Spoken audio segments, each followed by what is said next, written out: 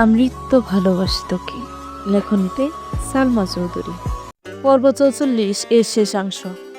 আবির গোলাপ আর চিরকুট টেবিলের উপর রেখে ফ্রেশ হয়ে নিচে নামলো। এই সুযোগে মেঘ চুপি চুপি আবিরের রুমে আসছে। চিরকুট আর ফুল যেভাবে রেখেছিল সেভাবে আছে দেখে মেঘের প্রফুল্ল মন সহসা খারাপ হয়ে গেছে। ঠোঁট ফুলিয়ে শ্বাস ছাড়ল। আবির ভাই এখনো দেখেনি ভেবেই মেঘের আনন্দিত বদন বদলে গেছে। মাথা নিচু করে মনে মনে বিড়বিড় করতে করতে রুম থেকে বেরিয়ে বেলকনিতে হাঁটছে। আচমকা ভারী কিছুর সাথে কপাল ঠেকে বডি স্প্রে তীব্র গান নাকে লাগতে আবেশে চোখ বন্ধ হয়ে আসে। সামনে দাঁড়ানো ব্যক্তিটা যে মেঘের একান্ত ব্যক্তিগত প্রিয় পুরুষ তা বুঝতে বাকি রইল না। মেঘের ইচ্ছা করছে এই প্রশস্ত বুকে মাথা রেখে সারা জীবন কাটিয়ে দিতে, কিন্তু তা সম্ভব না। অনিচ্ছা সত্ত্বেও মাথা তুলে দু কদম পিছিয়ে গেল। মেঘের দৃষ্টি তখন আবিরের পায়ের দিকে। আমি সূক্ষ্ম নেত্রে চেয়ে রইল। মেঘের চুল খোলা, এলোমেলো হয়ে আছে চুল। মশার কামড়ে কপালে ২-৩ জায়গায় দাগ হয়ে গেছে। উজ্জ্বল বর্ণের কপালে দাগগুলো লাল টকটকে দেখা যাচ্ছে। আমি খানিক ভেবে হাত দিয়ে মেঘের সুদীর্ঘ চুলের মাঝ বরাবর। চুলের আঁক শুকিয়ে গেলেও মাঝামাঝি আর গোড়ার দিকে চুলগুলো এখনো বেঁচা। আবির কুচকানো ব্রুজগল একসঙ্গে লেগে গেছে। দাঁত খিচে গম্ভীর কণ্ঠে বলে, এই ওই নিয়মকে সারা জীবনই করবি? কথা শুনবি না আমার? মেঘ সবস্ত চোখে তাকালো আবিরের দিকে। আবিরের ভারী কণ্ঠস্বর শুনে মেঘের মুখটা আরো চুপসে গেছে। চাহনিতে শীতলতা, মন জুড়ে তার অন্য চিন্তা ঘুরপাক খাচ্ছিল। আবির ভাই চিরকুটটা দেখে কিভাবে রিয়েক্ট করবেন তাই ভাবছিল। আবিরের হাত তখনও মেঘের চলে। দ্বিতীয়বার কণ্ঠ দ্বিগুণ ভারী করে বলল, কি বললাম আমি? আগের কোনো কথায় মেঘের কর্ণকুহরে পৌঁছায়নি। এটা আবিরকে কিভাবে বলবে? নিরুপায় হয়ে মেঘ উল্টো প্রশ্ন করল, আমি কি করেছি? অসময়ে শাওয়ার নিয়েছিস কেন? ২ দিন পর পর যে মাথা ব্যথায় ভুগিস মনে থাকে না? তোকে সকাল সকাল শাওয়ার নিতে বলেছিলাম, কথা মানিস না কেন? একদমই কথাগুলো বলল আবির। চোখে সাপ রুষ্টতা। মেঘের অনিয়ম সহ্য করতে পারে না সে। মেঘ মনে মনে উত্তর সাজাচ্ছে। কি বললে এই যাত্রায় উদ্ধার হতে পারবে সেসব ভাবছে। মেঘ উদ্বেগপূর্ণ কণ্ঠে বলল, ভার্সিটি থেকে এসে ঘুমিয়ে পড়েছিলাম, তাই একটু দেরি হয়ে গেছে। কাল থেকে শাওয়ার নিয়ে তারপর ভার্সিটিতে যাবি, মনে থাকবে? মেঘ কার কাত করে সম্মতি জানালো। দমক খাইনি ভেবেই মনে মনে আনন্দিত হলো। আবির মেঘের চুল থেকে হাত সরিয়ে নিল। কপাল গুজিয়ে আবির পুনরায় আওড়ালো, এভাবে ভালোবাসার নিশান নিয়ে ঘুরতে লজ্জা লাগে না? মেঘ থতমত খেয়ে বলল, মানে? কার ভালোবাসা? কিসের নিশান? আবির নিজের ফোনে সেলফি ক্যামেরা অন করে মেঘের সামনে ধরল। কপালের মাঝ বরাবর মশার কামড়ের ৩টা দাগ, নাকের ডগায় একটা, থুতনির পাশে একটা, ২-৩টা গালেও আছে। মেঘ কি বলবে উত্তর খুঁজে পেল না। আবির কণ্ঠ খাদে নামিয়ে বলল, বুঝলাম মশাকে ভালোবাসিস, তাই বলে তাদের নিশান নিয়ে ঘুরতে হবে? মেঘ আহাম্মকের মতো চেয়ে আছে। আবিরের মুখের ভঙ্গি দেখে মেঘ উষ্ট উল্টালো। আবির পাশ কাটিয়ে যেতে নিলে মেঘ তড়িঘড়ি করে বলল, আমি মশাকে ভালোবাসি না। তা তো নিশান দেখেই বোঝা যাচ্ছে। আবিরের চটপট উত্তর। মেঘ আবিরের পিছনে দাঁড়িয়ে বিড়বিড় করে বলল, আমি মশাকে না, আপনাকে ভালোবাসি। আপনি কি বুঝছেন না? আবির মুচকি হাসলো। কথাটা ঠিক তার কান পর্যন্ত পৌঁছেছে। সহসা হাসি থামিয়ে কার হালকা ঘুরিয়ে মেঘের দিকে আর চোখে তাকিয়ে বলল, মশারিটা নিয়ে ঘুমাইস। দীর্ঘ কদম ফেলে আবির বেলকানিতে হাঁটছে আর মনে মনে বলছে, যে অঙ্গে আবিরের ভালোবাসার নিশান থাকার কথা সেই অঙ্গ অন্য কোনো নিশান আবির সহ্য করবে না। সেটা যদি সামান্য মশাও হয় তবুও না। রুমে ঢুকতে ঢুকতে বিড়বিড় করে বলল, মাহাদিবা ইজ মাইন্ড। বলেই ফুস করে নিঃশ্বাস ছাড়ল। নিঃশ্বাসের তীব্রতায় বোঝা যাচ্ছে মশার প্রতি তার কতটা হিংসা কাজ করছে। রুমে ডেকে দরজা বন্ধ করে ঘণ্টাখানেক মেঘের চিরকুট আর গোলাপ হাতে বসে রইল। কল্পনায় কতটা পথ হেঁটে আসছে কে জানে। তারপর একটা ডায়েরির বাজে গোলাপ আর চিরকুটটা রেখে শুয়ে পড়েছে। ভ্যালেন্টাইন সপ্তাহ চলছে। প্রতিদিনই কোনো না কোনো স্পেশাল ডে। আমি প্রতিদিনই অফিস থেকে ফিরেই টেবিলে একটা চিরকুট দেখতে পাই। Propose day, chocolate day, teddy day. এক একটা ডেতে এক একটা স্পেশাল চিরকুট থাকে, চকলেট, টেডি, কিছু না কিছু থাকে। কিন্তু আবিরের কোনো প্রতিক্রিয়া মেঘের চোখে পড়ে না। আবির অফিসে চলে গেলে মেঘ ছুটে যায় আবিরের রুমে। খুঁজে নিজের দেওয়া চিরকুটগুলো, কিন্তু কিছুই খুঁজে পায় না। আবিরের রুমের প্রত্যেকটা জিনিসই তালা দেওয়া। টেবিলের উপর রাখা বই খাতা সব চেক করেছে, কিন্তু কিচ্ছু পায়নি। মেঘ বিড়বিড় করে বলল, হিটলার বেটা, জিনিসগুলো যেমন তালা দিয়ে রাখছে নিজের কলিজাটারেও তালা মারছে। যতই তালা দিয়ে রাখুক না কেন, আমি তালা ভেঙ্গে হলেও আপনার হৃদয়ে জায়গা করে নিবই। আজ প্রমিস ডে। আবির অফিসের কাজে সকাল সকাল বেরিয়ে গেছে। মেঘও ভার্সিটিতে এসেছে। মনটা তেমন ভালো নেই। আশেপাশে সবাই সবাইকে এটা সেটা প্রমিস করছে। মেঘ তাকিয়ে তাকিয়ে সেই দৃশ্য দেখছে। আবির বাইরে থেকে চকলেট, টেরি যেখানে পাইনি সেখানে প্রমিস ডেতে কোনো প্রমিস আশা করা বোকামি ছাড়া কিছুই না। এর মধ্যে বন্যা আসছে। মেঘের মন খারাপ দেখে উদ্বিগ্ন কণ্ঠে শুধালো, কি হয়েছে বেবি, মন খারাপ কেন? কিছু হয়নি, এমনি ভালো লাগছে না। এমনি তো না, অবশ্যই কারণ আছে। আবির ভাইয়া কিছু বলছে? অথবা তানবীর ভাই? না। মিনহাস তামিমরা কিছু বলছে? না। তাহলে হয়েছেটা কি? আজকে কি ডে জানিস? অনাস্বাভাবিক কণ্ঠে বলল, এসব ডে দিয়ে আমার কি কাজ? আমি জেনে কি করব? তুই বল। আজ প্রমিস ডে। দেখ, চারপাশে সবাই সবাইকে প্রমিস করছে, আমায় কেউ প্রমিস করে না। ওরে আমার বেবিটা, তোমার প্রমিস লাগবে, আগে বলবা না? বন্যা নিজের উন্না দিয়ে একটা সুতো ছিঁড়ে প্যাকের কনিষ্ঠ আঙ্গুলে পেঁচিয়ে মোলায়েম কণ্ঠে বলা শুরু করলো, আজকে স্পেশাল দিনে আমি বন্যা তোকে প্রমিস করছি আমাদের বন্ধুত্বের সম্পর্ক সারা জীবন অটুট থাকবে। জীবনে যতই জ্বর আসুক না কেন, সেই জ্বর কবলে দুইজনে পৃথিবীর দুই মেরুতে চলে যায় না কেন, তারপরে আমাদের বন্ধু একই রকম থাকবে। তোর যে কোনো বিপদ আমার পাশে পাবি। আজে বাজে অজুহাত দেখিয়ে আমি কোনোদিন দূরে সরে যাব না। Promise. Happy promise day baby. মেঘ সঙ্গে সঙ্গে বন্যাকে জড়িয়ে ধরল। বন্যা ছোট থেকে খুব ম্যাচিওর একটা মেয়ে। বন্যা আর মেঘের মধ্যে মেঘ ঠিক যতটা দুষ্ট আর উগ্র, বন্যা ঠিক ততটাই শান্ত। দুষ্টামির জন্য মেঘ স্যার ম্যামদের কাছে অনেক বকা খেয়েছে। বন্যা যথাসম্ভব মেঘকে বাঁচিয়ে রাখার চেষ্টা করেছে। মেঘের রাগ বেশি হওয়ায় সামান্য বেঞ্চে বসা নিয়েও স্কুল লাইফে বান্ধবীদের সাথে ঝগড়া লেগে যেত, যেখানে বন্যার ঝগড়া মীমাংসা করে দিত। মেঘকে বুঝিয়ে রাগ কন্ট্রোল করত। বয়স বাড়ার সাথে সাথে মেঘের চঞ্চলতাও কমে এসেছে। বাড়িতে মিম আর আদির সাথে টুকটাক দুষ্টামি করলেও বাইরে এখন খুব ভদ্র থাকার চেষ্টা করে। মেঘ যে পরিস্থিতিতেই থাকুক না কেন, বন্যা সে চোখ বন্ধ করে বিশ্বাস করতে পারে। বন্যাও মেঘকে বোনের মতোই যত্নে রাখে। এত বছরের বন্ধুত্বে বন্যা এত সুন্দর করে কখনো প্রমিস করিনি। মেঘও বন্যাকে জড়িয়ে ধরে বলল, আমিও তোকে প্রমিস করছি, আমি যতদিন বেঁচে থাকবো ততদিন তোর বেস্ট ফ্রেন্ড হয়েই থাকবো।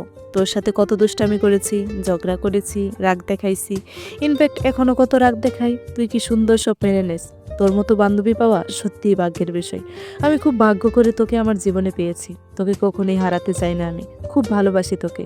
অন্য আহ্লাদি কণ্ঠে বলল, আমিও খুব ভালোবাসি। মিনহাস আর তামিম দুজন একসঙ্গে বলে উঠল, আহা গো, দুই বান্ধবীর কত প্রেম। মেঘ হাসি মুখে নিজের কনিষ্ঠ আঙ্গুলে ওদের সামনে ধরে উত্তেজিত কণ্ঠে বলল, দেখ, আমার বেস্টু আমায় প্রমিস করছে। মিনহাস মাথা চুলকে বলল, ও তো ওহো, আজ তো প্রমিস ডে, মনেই ছিল না। প্রমিস করতে হবে তো। মেঘ উঠে যেতে যেতে বলল, আমার বেস্টু আমায় প্রমিস করে ফেলেছে। এখন আমার আবির ভাইয়ের প্রমিস প্রয়োজন। আবির ভাই যদি একবার বলে কখনো ছেড়ে যাবে না, তাহলেই আমার জন্য যথেষ্ট। তোদের প্রমিস দিয়ে কি ঘোড়ার ঘাস কাটবো? এভাবে অপমান করলি, দেখবি তোর আবির ভাই তোকে প্রমিস করবে না। এটা আমার অভিশাপ। মেঘ হাতের কলম ছড়িয়ে মারে, কলমটা ঠিক মিনহাজের কপালে লাগে। মিনহাজ ব্যথায় উফ করে উঠে। মেঘ রাগান্বিত কণ্ঠে বলল, শকুনের দয়ায় গরু মরে না, আর যদি মরে তাহলে তোকেও মরতে হবে। মেঘ ক্লাস শেষ করে বাসায় আসছে, মনটা বিষয় অস্থির। আবির ভাইয়ের প্রতিক্রিয়া বুঝতে পারে না বলে আজ কোনো চিরকুট লেখেনি। চিন্তা করছে সরাসরি আবির ভাইকে বলবে। মেঘ বেলকনিতে দাঁড়িয়ে অপেক্ষা করছিল। সন্ধ্যার কানিক বাদেই আবির বাসায় আসছে। আবির রুমে ঢুকেই টেবিলের দিকে তাকাই। আজ কোনো চিরকুট নেই দেখে আনমনে কপাল কোটালো। ড্রেস চেঞ্জ করে শাওয়ার নিতে চলে গেছে। প্রায় 30 মিনিটের পর মেঘ আবিরের রুমে আসলো। আবির তখন ড্রেসিং টেবিলের সামনে দাঁড়িয়ে ভেজা চুল ঝাড়ছিল। আগের ড্রেসিং টেবিল ভাঙার পর সেটা পাল্টিয়ে নতুন একটা আনিয়েছে। আগেরটা থেকেও এটা অনেক বেশি সুন্দর। আবির রুমে না থাকলে মেঘ প্রায় প্রায় এসে ড্রেসিং টেবিলের সামনে সাজুগুজু করে ছবি তুলে। আবির চুলের পানি ছিটা দিয়ে মেঘের গায়ে পড়ে। মেঘ সেখানে থমকে দাঁড়ায়, গাড় গড়িয়ে আবিরকে দেখলো। আয়নায় তাকিয়ে কিছু একটা ভাবছিল আবির। হঠাৎ মেঘের উপস্থিতি বুঝতে পেরে কিছুটা নড়ে ওঠে। ঠান্ডা কণ্ঠে শুধালো, কিছু বলবি? আপনি কিছু বলবেন? না। কিছু বলার নেই? না। আচ্ছা কি ডে বলুন তো? মানডে, মানে সোমবার। কেন? এই ডের কথা বলিনি। আবির আর চোখে চেয়ে শুধালো, তাহলে কোন ডে? মেঘ সূক্ষ্ম নেত্রে তাকালো, তপ্ত স্বরে বলল, আপনার টেবিলের উপর রাখা চিরকুটগুলো দেখেননি? আবির ঠাট্টার স্বরে বলল, চিরকুট তুই রাখছিলি নাকি? মেঘ লাজুক হেসে চিবুক নামিয়ে বলল, জি। আবির টেবিল থেকে ফোন নিয়ে কিছু চেক করতে করতে বলল, কি ছিল চিরকুটে? মেঘ অসহায়ের মতো চেয়ে শীতল কণ্ঠে প্রশ্ন করল, আপনি চিরকুটগুলো দেখেননি? কি জানি, খেয়াল করিনি। মেঘের তৎক্ষণাৎ মিনহাজের অভিশাপের কথা মনে পড়ে গেছে। সেই সঙ্গে আবিরের কথাগুলো আগুনে ঘি ঢালার মতো কাজ করছে। মেঘের মেজাজ খারাপ হলো। রাগান্বিত কণ্ঠে বলল, আমার চিরকুটগুলো আমায় দিন, আপনার সাথে আর কোনো কথা নেই। আবির শশব্যস্ত হয়ে ফোন দেখে আর চোখ সরিয়ে মেঘের দিকে তাকালো। মৃদু হেসে জানালো, তোর চিরকুট কোথায় উড়ে গেছে কে জানে। রাগে মেঘের চোখ জ্বলছে। মিনহাসের দেওয়া অভিশাপটা বারবার মনে পড়ছে আর তেলে বেগুনে জ্বলে উঠছে। রাগের মাথায় হুট করে বলে উঠল, আপনি আমার জীবনে কেন আসছেন? প্রতি উত্তরে আবির বলল, আমি তোর জীবনে আসিনি, বরং তুই আমার জীবনে আসছিস। মেঘ কপাল কুঁচকে প্রশ্ন করে, কিভাবে? আবির মেঘের দিকে স্থির দৃষ্টিতে তাকায়, খানিক চুপ থেকে ঠান্ডা কণ্ঠে শুধায়, তোর জন্ম আগে হয়েছে নাকি আমার? আপনার। তো কে কার জীবনে আসছে? মেঘ চিবুক নামিয়ে বিড়বিড় করে বলল, জানি না। আবির প্রখর তপ্ত স্বরে প্রশ্ন করে, রুমে কেন আসছিলি? মেঘের পুনরায় মিনহাসের অভিশাপের কথা মনে পড়ে যায়। মেঘ রাগ অভিমান সাইডে রেখে কোমল কণ্ঠে বলল, আজকে প্রমিস ডে, তাই উইশ করতে আসছিলাম। এসব ডেটে আমি পালন করি না। কেন? আমার মতে গোলাপ দেওয়া, চকলেট দেওয়া, টেডি দেওয়ার জন্য স্পেশাল কোনো দিনের প্রয়োজন নেই। ইচ্ছে করলে প্রতিদিনই এসব ডে পালন করা সম্ভব। তাই বলে সামান্য উইশটাও করতে পারবেন না? আমার উইশ করলে তার চিরকুট পর্যন্ত সীমাবদ্ধ থাকতে পারবো না, কাজে কর্মে দেখিয়ে দেব। আবিরের কথায় মেঘ বোঝার চেষ্টা করছে না, বরং মিনহাজের কথা মনে করে বারবার বলছে, আজকে অন্তত উইশ করুন। আর বলবো না, প্লিজ। আজ করলে কাল কি সমস্যা? এসব বাদ দিয়ে অন্য কিছু বলার থাকলে বল। মেঘ মন খারাপ করে রুম থেকে বেরিয়ে যেতে যেতে বলল, মিনহাজ, তোর অভিশাপ ফলে গেছে। আবির গম্ভীর কণ্ঠে ডাকলো, শুন। মেঘ থমকে দাঁড়ালো। আবির ভ্রু কুঁচকে তাকিয়ে রইল। হঠাৎ শীতল কণ্ঠে বলল, কি প্রমিস চাস? মেঘ সহসা চোখ গুলগুল করে তাকালো। আবির পুনরায় বলল, কি হলো বল। মেঘ ভেবেচিন্তে শান্ত কণ্ঠে বলল, আপনি প্রমিস করুন আমাকে আর কখনো ধমক দিয়ে কথা বলবেন না। মেঘের খুব ইচ্ছা ছিল আবিরকে বলবে, যেন কখনোই ছেড়ে না যায়, কিন্তু থাপ্পড়ের বয়ে বলতে পারিনি। আবির ভারী কণ্ঠে বলল, তুই ভুল করলেও শাসন করতে পারবো না? পারবেন, তবে হুটহাট ধমক দিয়ে কথা বলবেন না প্লিজ, আমার ভয় লাগে। আবির ঠোঁট বেঁকিয়ে হাসলো। ঠোঁটের হাসি রেখে বলল, আমি প্রমিস করছি আজকের পর অকারণে তাকে কখনোই ধমক দিব না, হয়েছে? Thank you. মেঘের মায়াবী কণ্ঠে শুনে আবির আশ্চর্য নয়নে চেয়ে আছে। মেঘের চোখ মুখে উজ্জ্বলতা ফুটে উঠেছে। আবির ভাই প্রমিস ডেতে মেঘকে প্রমিস করেছে ভাবতেই হৃদয়ে তোলপাড় শুরু হয়ে যাচ্ছে। মিনহাজের অভিশাপ বিফলে গেছে ভেবেই মুখে হাসি ফুটে উঠেছে। খুশিতে গদগদ হয়ে রুম থেকে বেরিয়ে গেছে। 12 তারিখ কিস ডে ছিল। আবিরের জ্বর থাকাকালীন গালে কিস করার ঘটনা মনে পড়তেই মেঘ লজ্জায় দুহাতে মুখ লুগালো। সেই লজ্জায় চিরকুটটাও লেখেনি। আবির বাসায় ফেরার পর থেকে আবিরের সামনেও পড়েনি। প্রমিস ডে পর্যন্ত ঠিক ছিল, কিন্তু কিস ডে, হাগ ডে এগুলো পালন করা মেঘের পক্ষে অসম্ভব বিষয়। তাই মুখ লিখিয়ে চলেছে। আজ 13 ফেব্রুয়ারি, ফাল্গুনের প্রথম দিন। অন্যান্য দিনের মতো আজও আবির, তানবীর যে যার কাজে বেরিয়েছে। মিম আর আদিও স্কুলে গেছে। দুপুরের দিকে মেঘ, মিম, আদি তিনজনেই বাসায় ফিরেছে। তার ঘণ্টাখানেক পরই আবির বাসায় আসছে। আবিরের হাতে দুটো শপিং ব্যাগ। অসময়ে আবিরকে বাসায় ফিরতে দেখে মালিহা খান প্রশ্ন করলেন, কিরে তুই এই সময় বাসায় যে? আজ 1 ফাল্গুন, ভাবলাম মিম, আদি আর মেঘকে নিয়ে বের হবো, তানবীরও আসছে। আজ যেমন ভাই বোনদের কথা মনে করেছিস, এভাবে কাজের ফাঁকে ফাঁকে মাঝে মাঝে ওদের সময় দিতে পারিস না?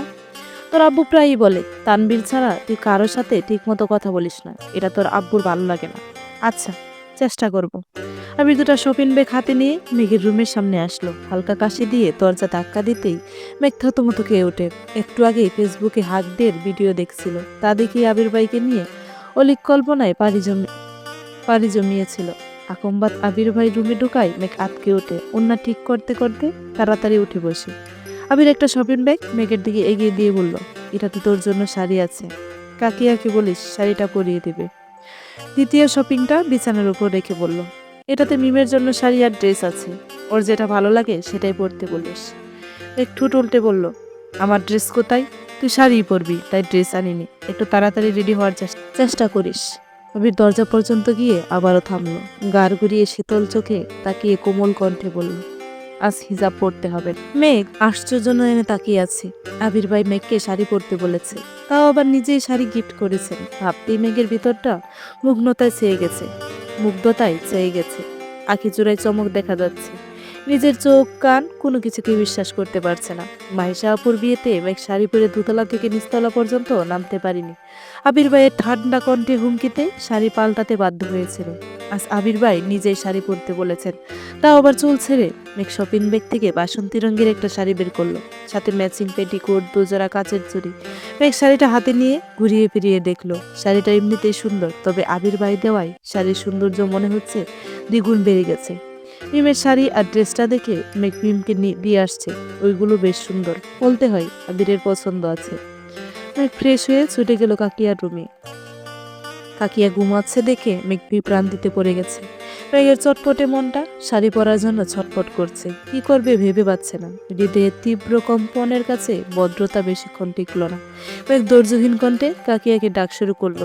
মেঘের ডাকে কাকিয়া চটপট করে উঠলেন, উদ্বিগ্ন কণ্ঠে শুধাই, কি হয়েছে মেঘ? তাড়াতাড়ি উঠো, আমার শাড়ি পরিয়ে দিতে হবে। তুই শাড়ি পরবি? হ্যাঁ। হঠাৎ শাড়ি পরতে মন চাইছে কেন? মেঘের চোখে মুখে উজ্জ্বলতা ফুটে উঠেছে, উত্তেজিত কণ্ঠে বলল, আবির ভাই আমাকে আর মিমকে শাড়ি দিয়েছেন, তাড়াতাড়ি রেডি হতে বলেছেন, ঘুরতে নিয়ে যাবে, তার জন্য এত খুশি? হ্যাঁ। তুমি তাড়াতাড়ি আসো, আমার শাড়ি পরিয়ে দিতে হবে। তুই যা, আমি আসছি। মেঘ হুটুপুটি করে নিজের রুমে চলে আসছে। কিছুক্ষণের মধ্যে কাকিয়ারা আসছেন।